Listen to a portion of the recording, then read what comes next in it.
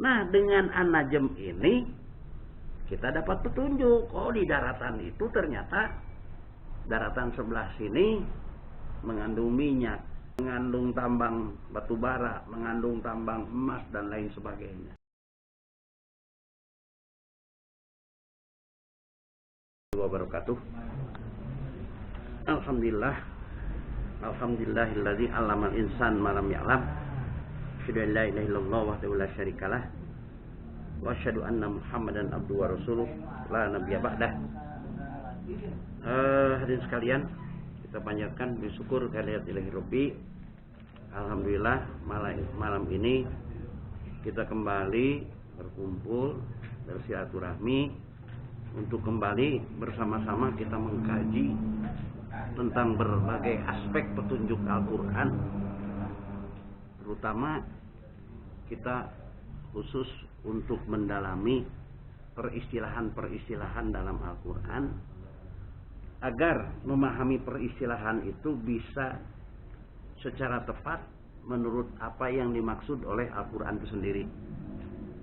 Dan saudara sekalian, tentu metode yang digunakan untuk itu ialah metode Al-Quran bil Quran yang sifatnya yufassilu ba'duhum ba'do. Jadi satu ayat dengan ayat yang lainnya saling menerangkan, saling menjelaskan. Ini diterangkan oleh Allah di dalam surat Al-Baqarah. A'udzubillahi minasyaitonir rajim. Hudal linnas wa bayyinatin minal huda wal furqan. Al-Quran itu petunjuk bagi manusia. Wa bayyinatin minal huda wal furqan. Nah ini orang suka ada yang ragu apa benar Al-Quran itu saling menerangkan satu ayat dengan ayat yang lainnya. Ini penjelasan Allah. Wa bayyinatin minal huda wal furqan. Al-Quran itu yang menjelaskan daripada hudan itu sendiri. Jadi Al-Quran itu sebagai kamus daripada Al-Quran sendiri. Ya, Al-Quran itu sebagai kamus daripada Al-Quran sendiri. Kira-kira begitu. Dan sekalian, syarat memahami, untuk bisa memahami Al-Quran bil Quran ini, kita harus mengenalkan pendapat. Jadi pendapat-pendapat apapun yang diperoleh dari berbagai referensi lain, ya harus disimpan dulu saat mempelajari metode Al-Quran bil Quran. Mengapa? Karena kalau pendapat-pendapat yang ada tetap kita pegang saat mempelajari Al-Quran bil Quran yang yufassiru ba'duhum ba'do tadi, maka kita akan selalu berupaya mengakurkan dengan pendapat yang sudah ada. Memang gak akur, memang beda. Nanti kalau sudah kita paham operasional metode Al-Quran bil Quran ini, baru tinggal memilih pendapat mana yang akan dijadikan pegangan. Itu sudah hak masing-masing. Dan sekalian, pada episode yang lalu, pada malam Selasa yang lalu, kita sempat membahas tentang media yang digunakan Allah dalam menyampaikan amarnya. Media yang digunakan Allah dalam menyampaikan amarnya. Ternyata Al-Quran menyatakan Allah menyampaikan amarnya menggunakan media arus elektron, sinar. Jadi Allah menyampaikan perintah-perintahnya atau wahyu ke berbagai penjuru jagat raya ini menggunakan media sinar. Nah, ini diterangkan di dalam surat An-Nazi'at yang telah diterangkan pada malam Selasa yang lalu. Di mana surat An-Nazi'at Allah menyatakan tentang, atau Allah memberitahukan tentang sifat-sifat daripada elektron. Sementara dalam terjemah itu bukan diterangkan atau diterjemahkan sebagai sifat-sifat elektron. Ya maklum zaman itu, zaman mufasir dulu kan ilmu itu belum ada. Justru diterjemahkan sebagai malaikat. Yang satu pun kata yang bisa diterjemahkan kepada malaikat nggak ada. Wa nazi'ati gharqa, wa nasyitati nasto. Itu sifat-sifat elektron. Nah malam ini kita akan mencoba membahas masih sinar, tapi berbeda. Jadi sinar yang dipakai media Allah menyampaikan wahyunya, menyampaikan amarnya, itu arus sinar. Sebagaimana diterangkan di dalam surat An-Nazi'at. Ya. Wan nazi'ati gharqa, ya. Wan nasyitati nasto, wasabihati sabha, wal mudabbirati amra. Di sini katakan, perhatikanlah yang pindah sampai tenggelam. Artinya keluar dari tempat asal, pindah ke tempat lain. Wa nasyitati nasto, yang giat segiat-giatnya, cepat dalam perpindahannya. Ya, wasabihati sabha, yang beredar terus menerus sambil pindah dari satu tempat ke tempat lain, dia juga sambil beredar terus menerus. Kemudian fasabiqoti sabqo, maka berlombalah secepat-cepatnya. Jadi pindahnya itu berlomba. Fal mudabbirati amro, dabbaro yudabbiru itu menyampaikan. Fal mudabbirati amro, maka dengan itulah Allah menyampaikan amarnya. Nah, benda yang diterangkan sifat-sifatnya oleh surat An-Nazi'at ini, bagi orang yang mengerti fisika ya tidak susah. Itulah sifat-sifat daripada elektron. Jadi elektron itu pindah dari satu tempat ke tempat lain dengan kecepatan yang sangat tinggi sambil beredar. Itulah yang disebut arus elektron, dan itulah yang disebut sinar. Nah, sinar itulah yang digunakan oleh Allah untuk menyampaikan amarnya. Fal mudabbirati amro, maka dengan itulah Allah menyampaikan amarnya. Sekarang ada lagi dalam Al-Quran dengan istilah an-najm. An-najm juga ternyata kalau ditelusuri ayat-ayat yang berbicara an-najm juga sebagai media yang digunakan oleh Allah, yang tentu berbeda dengan media sinar yang digunakan untuk menyampaikan wahyu. Sebab an-najm itu ternyata kegunaannya berbeda. Ya, berbeda, bukan untuk menyampaikan amar, bukan untuk menyampaikan wahyu. Tetapi an-najm itu ya, digunakan sebagai untuk memelihara seluruh makhluk hidup yang ada di jagat raya ini. Persoalannya, an-najm itu apa? Nah itu kan. Di dalam terjemah-terjemah biasanya an-najm itu diterjemahkan sebagai bintang. An-najm itu umumnya kan begitu. Coba dilihat di surat At-Tariq. Itu diterjemahkan sebagai bintang. Ya. Maka dengan menggunakan media Al-Quran bil Quran, ayat ini akan berbeda dipahaminya dengan metode, ya sebutlah metode tradisional, metode biasa, ya, metode yang mengadopsi tafsir-tafsir yang sudah ada.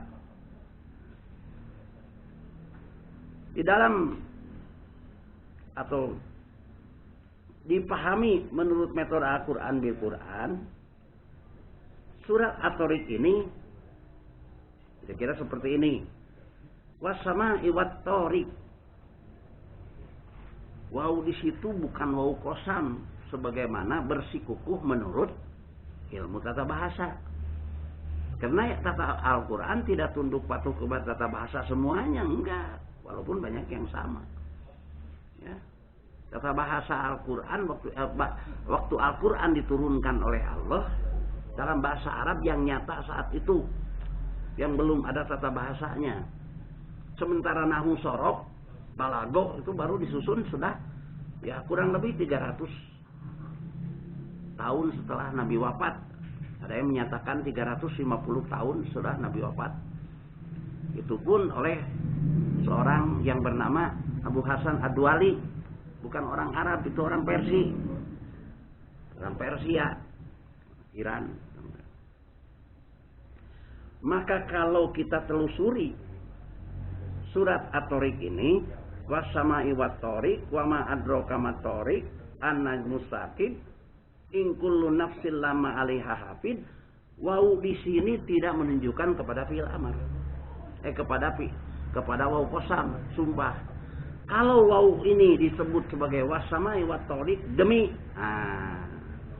sumpah, ayat ini pasif. Akan pasif. Ayat ini pasif. Sementara ayat ini pengertiannya justru harus aktif. Artinya harus diteliti, dipikirkan, dicari pemahamannya, kira-kira begitu. Aktif. Kalau bau kosan, wasama'i wat-tariq, udah selesai. Jadi menunjukkan wasama'i wat-tariq, perhatikanlah. Seolah-olah seperti jadi wau fi'il amar, tapi ya itu tata bahasa. Tapi menurut Quran was-sama'i wat-tariq, jangan ujug-ujug diterjemahkan was-sama'i wat-tariq itu sebagai terjemahan yang sudah seperti ada di dalam Al-Quran. Nih di sini nih, demi langit dan yang datang pada malam hari, terjemahkan seperti itu. Nanti dulu, kita jangan mendahului Allah. Allah akan memberitahukan apa yang dimaksud as-sama dan at-tariq. Sudah saja, was-sama'i wat-tariq, perhatikanlah as-sama dan at-tariq. Begitu aja dulu. Di sini ada pertanyaan, wa ma adraka mat-tariq? Tahukah engkau apa yang disebut at-tariq itu? An-najmus saqib. Nah, kata Allah, an-najm yang saqib. Apa yang dimaksud an-najm? Sementara di dalam terjemah-terjemah an-najm itu dipahami bintang. Maka dengan metode Al-Quran Al-Quran bil Quran, kumpulkan ayat-ayat an-najm dalam satu Al-Quran. Maka di antara ayat-ayat yang ada kata-kata an-najmnya, ada yang menerangkan. Nanti ayat yang menerangkan cara kerjanya, ayat yang menerangkan fungsinya, dan lain sebagainya. Maka kita bisa mengambil kesimpulan, ya. Yang kesimpulan itu di pesantren dengan cara ilmu mantik, ilmu logika kalau sekarang. Secara ilmu mantik atau logika, ya, benda yang sifatnya seperti itu, kegunaannya seperti itu, cara kerjanya seperti itu diterangkan, maka kita dapat menyimpulkan, oh an-najm itu ternyata bukan bintang. Nah, di sini an-najmus saqib, ternyata at-tariq itu was-sama'i wat-tariq, perhatikanlah as-sama dan at-tariq. Wa ma adraka mat-tariq? Tahukah engkau tentang at-tariq? An-najmus saqib, an-najm yang saqib. Itu aja dulu. Cari ayat-ayat yang berkaitan dengan an-najm. Di dalam Al-Quran ada satu ayat yang menerangkan bahwa nih surat 6 ayat 97. Surat 6 ayat 97. Surat apa? Al-An'am ya. A'udzubillahi minasyaitonir rajim. Wa huwal ladzi ja'ala lakumun nujuma litahtadu biha. Nah, jadi ayat Quran itu harus teliti pengkajiannya, dipikirkan pengajiannya. Tidak bisa selewat begitu aja. Wa huwallazi ja'ala lakumun nujuma litahtadu biha fi dzulumatil barri wal bahri. Nah, kemudian ayat selanjutnya qad fassalnal ayat liqaumi ya'lamun. Wa huwallazi, dan dialah Allah yang ja'ala dalam Al-Qur'an beda dengan khalaqo. Kalau khalaqo itu menciptakan dari tidak ada menjadi ada. Khalaqos samawati wal ard fi sittati ayyam. Allah ciptakan langit dan bumi dalam fi sittati ayyam, 6 masa, 6 hari. Kalau ja'ala beda dengan khalaqo. Ja'ala itu difungsikan. Jadi wa huwallazi ja'ala lakumun nujuma, dan dialah Allah yang telah memfungsikan bagimu, memfungsikan. Artinya digunakan oleh kita, dimanfaatkan oleh kita. Ja'ala lakumun nujuma litahtadu biha. Dengan an-najm itu engkau jadi mendapat petunjuk. Fi dzulumatil barri wal bahri, dalam kegelapan daratan dan lautan. Jelas kegelapan di sini bukan kegelapan karena malam. Maka ada yang memahamkan, dia kan bintang kalau malam hari oleh nelayan, orang yang kesasar di hutan sebagai petunjuk arah.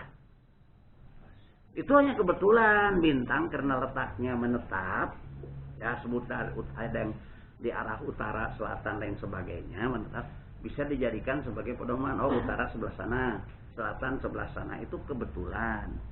Yang dimaksud nujum di sini bukan itu. Karena ja'ala lakumun nujuma litahtadu biha fi dzulumatil barri wal bahri, dalam kegelapan di daratan. Kegelapan di daratan bukan gelap karena malam. Artinya tidak tahu apa yang ada di dalam daratan itu. Yang ada di daratan itu. Wal bahri, begitu juga kegelapan yang ada di lautan. Maksudnya apa yang ada di lautan? Kita tidak tahu. Itu. Nah, dengan an-najm ini kita dapat petunjuk. Oh, di daratan itu ternyata daratan sebelah sini mengandung minyak, mengandung tambang batu bara, mengandung tambang emas dan lain sebagainya. Di lautan juga sama. Sampai sekarang dengan teknologi yang maju, yang digunakan oleh satelit, di lautan sebelah mana yang ikannya berkumpul banyak. Jadi nelayan itu nggak dikira-kira, tinggal menghitung aja lintang mana, lintang utara, lintang selatan berapa derajat, tinggal menuju ke sana, di sanalah ikan berkumpul. Itu hasil pemotretan satelit. Maka dari satu ayat ini sudah bisa kita memikirkan, oh, an-najm di sini bukan najm bintang, karena ada kaitan dengan wahyu menggunakan arus sinar. Maka an-najm juga ternyata sinar yang mempunyai kegunaan berbeda. Kalau sinar yang di surat Nazi'at untuk mengirimkan wahyu, berita, perintah. Kalau ini sinar yang digunakan untuk memonitor makhluk hidup atau memelihara makhluk hidup. Ya, coba aja lihat. Wasama'i wat-thoriq, wa ma adraka mat-thoriq, an-najmus sakib. Sakib itu apa? Nah, kalau an-najm itu ternyata dalam ayat-ayat diterangkan sebagai sinar, as-sakib itu adalah menembus. Sinar yang menembus. In kullu nafsin lamma 'alaiha hafid. Setiap nafas makhluk hidup yang ada di jagat raya ini, Allah memeliharanya, Allah memonitornya menggunakan media an-najmus sakib, sinar yang sifatnya menembus.